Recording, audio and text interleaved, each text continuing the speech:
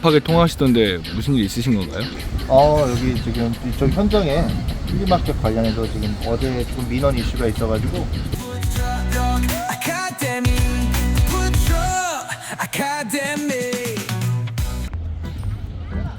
대표님, 네. 지금 뭐 하고 계신 거예요? 오늘도 제가 이제 행사장들이 좀 여러 군데가 있어가지고 오늘 지금 여기 현장 먼저 세팅하고 다른 현장은 이제 2일차 현장이에요. 거기 계신 대표님들한테 필요한 내용들 제 단톡방에다가 지금 좀 글을 남기고 있습니다.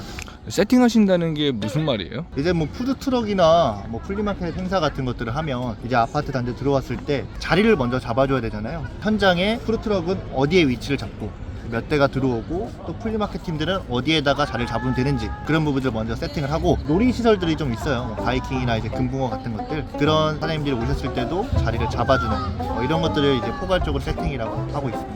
오늘 이 현장은 입주민 아나바다랑 플리마켓 행사 그리고 푸드트럭들이 입점을 해서 1박 2일 동안 진행이 됐는데 어제 이제 하루를 하고 오늘 지금 2일차 행사를 진행 중에 있습니다. 지금 찍는 거요? 여기 이제 행사 저희 같이 진행하시는 저희 팀장님. 아유, 여기서 보는 걸 여기서 보는 이런 시범빵 그리고 이런 오리잡기 체험도 있어요. 이런 것들도 저희 이제 현장 팀장님들이 직접 섭외를 해가지고 제가 이렇게 현장 배치해 놓은 거고요. 이제 보통 오전에 저희가 아침 일찍 와서 상인분들이 각자 자리를 잡고 나면 행사 시간 동안은 현장 관리자들이 계속 뭔가 현장을 돌아다니고 있지는 않아요. 하루에 행사가 뭐 10시간, 12시간 진행된다 하면 하루 종일 현장에 있어야 되기도 하고 친한 사장님들이랑 이렇게 좀 앉아서 수다도 떨고 그러고 있는 겁니다. 날이 이제 더워지다 보니까 이렇게 이제 슬러시도 상당히 좀 인기가 많습니다. 보통 이제 분식 푸드트럭이 입점하면 슬러시를 같이 하는 경우들이 많아요. 그리고 이제 우리 정다은 푸드의 닭꼬치 항상 어제 가든 인기가 많고 가장 많은 매출을 올리고 있습니다. 그리고 이제 여기서부터 이제 해가지고 저희가 이제 먹거리 푸드트럭 존인데 원래는 이제 평소에 이제 비어있는 공간에다가 저희가 이제 당일 현장에 와가지고 어디서부터 어디까지 푸드트럭들 세팅을 하고 또 간격도 다 조절해가지고 전체 입점 대수를 체크를 해서 정렬을 해놓은 상황입니다. 이런 것들 저희가 행사 당일에 아침에 세팅을 하고 있어요. 그럼 행사에 참여하는 거 신청만 하면 아침에 알아서 다 세팅을 해주시는 건가요? 그렇죠. 보통은 이제 뭐 동시에 자리를 정하는 경우도 있고 뭐 자리를 랜덤으로 뽑는 경우들도 있는데 저희가 이제 운영한 행사장에서는 그날 먼저 오시는 순서대로 차량을 정렬하고 자리를 배정을 하고 있습니다. 일반적으로 저희가 이런 아파트 행사장을 들어오면 이 행사장 자체를 상권이라고 표현하고 그 상권 안에서의 각각의 푸드트럭 위치들을 저희가 입지라고 표현할 수 있는데 물론 입지가 상당히 중요해요. 어느 입지에 따라서 매출이 달라지는 것도 맞지만 아무래도 이건 하루짜리 이제 행사다 보니까 그 판매하시는 메뉴나 아니면 사장님들의 판매 스킬들이 잘 담겨 있으면 매출은 어느 자리를 가도 잘 나오시는 분은 잘 나오고 안 나오시는 분은 좀 안 나오더라고요. 그래도 자리빨이 중요한데 대표님 마음대로 정할 수도 있는 건가요? 물론 그럴 수도 있겠지만 진정한 고수는 장비나 자리를 탓하지는 않습니다. 어느 곳을 가서라도 매출을 잘 만들 수 있어야 되겠죠.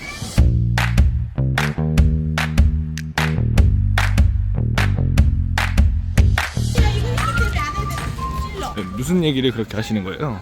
예, 이제 같이 저희 장사도 했고 이제 오늘 현장 참여하신 이제 분식 사장님인데 이제 뭐 어제 어땠는지 한번 여쭤보고 그리고 또 오늘 어떻게 기대가 되는지 그런 얘기를 좀 했습니다. 사장님, 어제 장사 좀 어떠셨어요? 메뉴가 일단은 저녁에 나가는 거 같더라.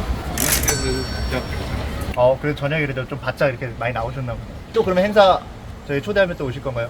아유 불러주시면 좋아요. 사장님 저희 전기세 10,000원.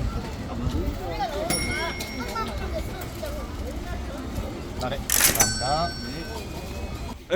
돈 받으시던데 뭐 하신 거예요? 저희가 이제 아파트 전기를 오늘 행사 때 사용하는 거기 때문에 입점하신 저희 푸드트럭 대표님들 각각 이제 전기세 사용료를 걷어가지고 아파트에 납부를 하고 있습니다. 이제 여기 같은 경우는 저 입주민들이 이제 참여하는 이제 아나바다 존인데 저희가 이제 행사를 진행하면서 이렇게 테이블이나 의자를 깔아드리고 천막까지 같이 설치를 하고 있습니다. 저희 주민분들이 이제 사전에 신청을 하셔가지고 이렇게 이제 직접 하루는 이제 플리마켓 셀러로서 참여를 하는 현장들입니다. 자, 그리고 이제 여기부터는 이제 플리마켓 존인데 이제 직접 이제 외부의 전문 셀러분들이 하루씩 아파트에 이제 입점하셔가지고 테이블이랑 파라솔을 펼치고 이제 장사를 이어가시는.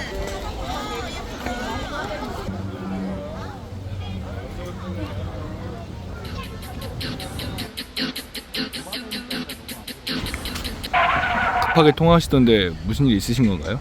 여기 지금 이쪽 현장에 플리마켓 관련해서 지금 어제 조금 민원 이슈가 있어가지고 저희 지금 담당자분한테 제가 좀 설명드리고 조치 좀 해달라고 말씀 좀 드려놨습니다. 혹시 어떤 민원인지 여쭤봐도 될까요? 이제 뭐 아무래도 인기가 있는 것들은 또 앞쪽에 구매하시는 분들이 많이 몰리다 보니까 통행이 좀 막아지는 경우들이 있어요. 그러니까 이제 앞에가 너무 좁은 데다가 배치해버리면 그런 문제가 생길 수 있으니 주민들 통행에 방해 없게끔 좀 넓은 장소로 옮겨달라, 그런 민원이 좀 있었습니다. 행사장을 주최하는 목적이 있는 건가요?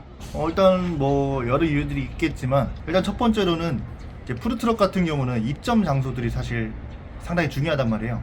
이제 이런 장소들을 구하는 것도 어렵고, 행사 시즌에는 좋은 장소들을 이제 더 입점하기가 좀 경쟁이 치열하다 보니까 우리 정담 상인분들이 행사장을 가기 위해서 입점 신청을 개인적으로 하시는데 참여 확정이 좀 잘 안 되더라고요. 그래가지고 우리가 행사를 직접 잡아봐야 되겠다, 이렇게 해서 저희가 행사를 주최하게 된 겁니다. 아파트 행사를 주최하고 싶다고 해서 주최할 수 있는 게 아니잖아요. 그렇죠. 그럼 어떻게 해서 그게 가능한 건가요? 먼저 이제 아파트 행사나 외부 행사도 마찬가지겠지만, 일단 행사를 기획하는 건 입주자 대표회의나 관리사무소에서 먼저 이런 주관을 해서 움직여요. 근데 이제 직접 관리사무소에서 푸드트럭을 세팅하고 플리마켓을 세팅하고 이런 게 어렵다 보니까 이제 저희 같은 이제 행사 운영업체에다가 위임을 하는 구조로 이제 진행이 되는 거고, 그만큼 저희 회사가 어떤 것들을 이제 운영하고 있는지, 어떤 행사들을 운영하고 있고 어떻게 해왔는지, 이런 것들에 대해서 좀 이제 제안서라든지 이런 소개서들을 잘 만들어 가지고 영업적인 부분들도 어느 정도 해결이 좀 돼야 이런 것들도 이제 운영을 할 수가 있습니다. 그러면 아파트 관리사무소나 분여회에서 이제 위임을 하는 거라고 하셨는데, 네. 그럼 거기서 돈을 받는 건가요?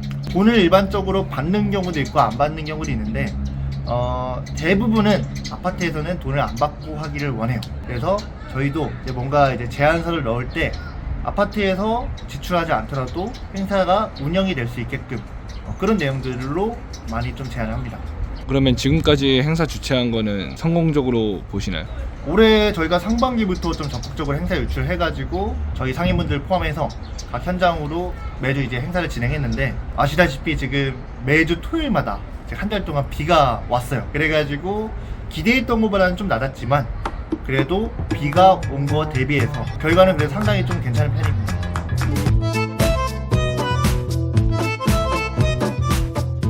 네, 행사장 규모가 엄청 큰 것 같은데, 네. 이게 플리마켓이나 뭐 이런 것들 모든 거를 다 주최하고 사람을 모집하려면은 쉽지 않겠어요.